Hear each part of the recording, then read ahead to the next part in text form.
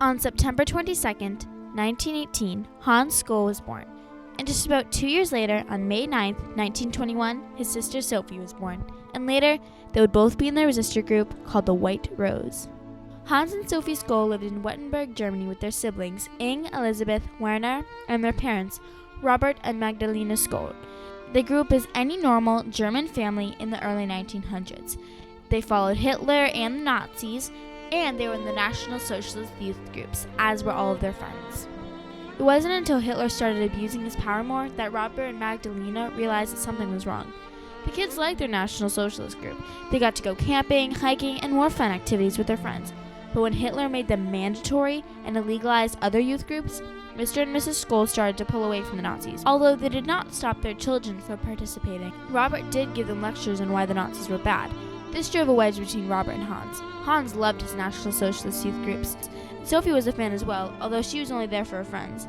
It wasn't until it became frowned upon to continue her friendship with her Jewish friends that she realized too that this was not okay.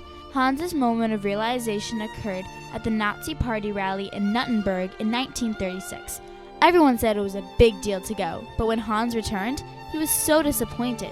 Although Hitler viewed it as a spectacular show and display of oratory, patriarchy, and flag-waving, Hans saw it as shallow. Although Hans didn't agree with the Nazis, he still continued to participate in the National Socialist youth groups. He even spent 2 years in the army. When he returned, he was arrested for being in an illegal youth group, as well as his siblings, except for Elisabeth. Sophie was released almost immediately, but Ing and Werner were held for multiple weeks and interrogated before release. By now, the entire Scholl family hated the Nazis and Hitler, and they had to do something about it. When Sophie went to college, she went to the same one that Hans did. They were both very interested in philosophy and theology. There, Sophie and Hans met Christoph Probst, Alexander Scholl, Willy Graf, and George Winston, all future members of the White Rose. All these people shared one thing in common. They all hated Hitler. Once a similarity was discovered, they wanted to do something about it, so on June 6, 1942, Hans and Alexander created the first act of the soon-to-be White Rose. They made a pamphlet, or a leaflet, called Leaflets of the White Rose.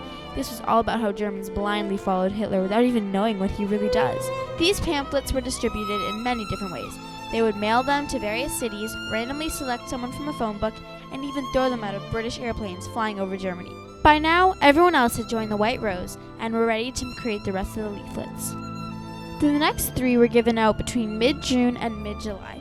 They were a lot more graphic than the first one. After this, the White Rose took a break from pamphlets. It was summer break, and Hans and the guys went to Russia to work as medics, and Sophie went to work with children at schools and hospitals. After this, the White Rose came back stronger.